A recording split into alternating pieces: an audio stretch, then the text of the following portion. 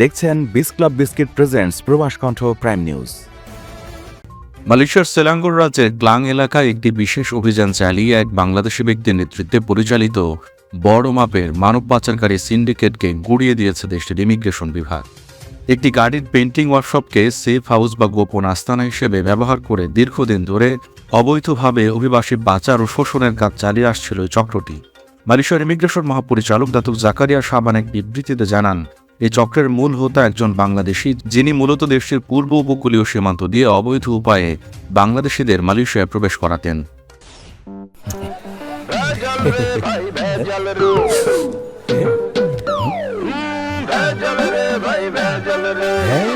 ভাই আমাকে সরিষার তেল দেন।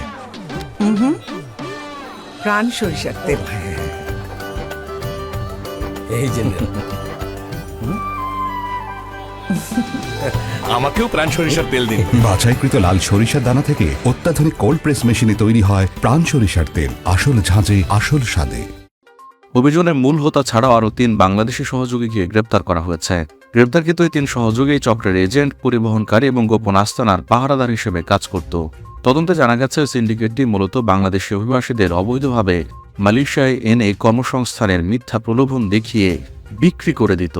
পাচার করে আনা অভিবাসীদের প্রথমেই গোপন আস্থানে রাখা হতো এবং পরে সুযোগ বুঝে বিভিন্ন নিয়োগকর্তাদের কাছে শোষণের উদ্দেশ্যে শ্রমজীবী হিসেবে হস্তান্তর করা হতো। অভিযানের সময় আস্তানা থেকে ২১ থেকে ৪৫ বছর বয়সে আরও ৩ বাংলাদেশি অভিবাসীকে উদ্ধার করা হয়েছে। ইমিগ্রেশন বিভাগের প্রাথমিক রেকর্ড তল্লাশি করে দেখা গেছে, উদ্ধারকৃত এই ৩ ব্যক্তি মালয়েশিয়া প্রবেশের কোনো বৈধ কাগজপত্র বা রেকর্ড নেই। বর্তমানে গ্রেপ্তারকৃত ৭ জনকে বিস্তারিত জিজ্ঞাসাবাদের জন্য পুত্রাজায়া ইমিগ্রেশন সদর দপ্তরে নিয়ে যাওয়া হয়েছে।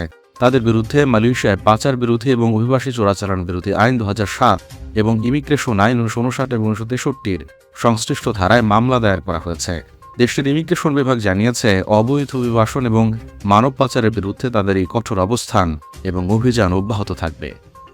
প্রবাস কণ্ঠ নিউজ ডেস্ক।